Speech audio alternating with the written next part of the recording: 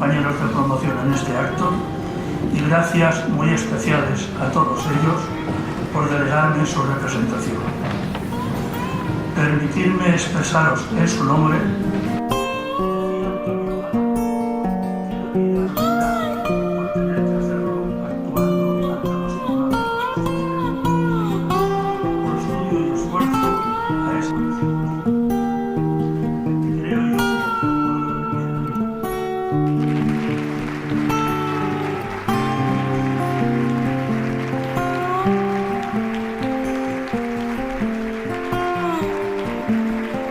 el día de hoy el acto de homenaje a los que cumplieron 60 años de colegiación en el ilustre Colegio de Abogados de Valencia.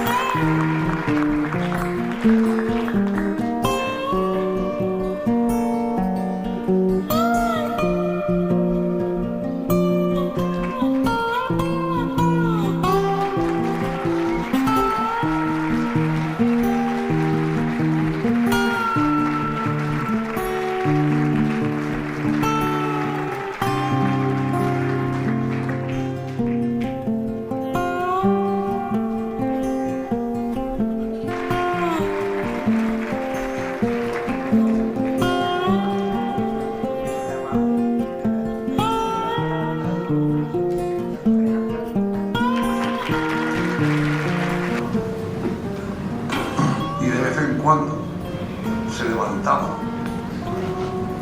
en pleno juicio, el fiscal actuando, los abogados actuando, los testigos declarando, etc. Y decía, me voy, que me están llamando del Supremo. Y desaparecía. Esa no me la quiso. Decía, con esta ley tenemos el papel de barra como hoja de tinta. Con cuidado de que no se transmitiera más. Y bajo las copias con papel, con borra, con más. Pero el problema es cómo se trabajaba entre la Junta de Gobierno en el año 86.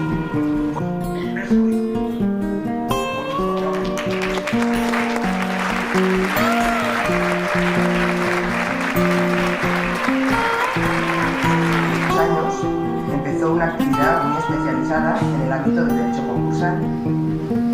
Fue Tirita y Espera, en el que no había un magistrado.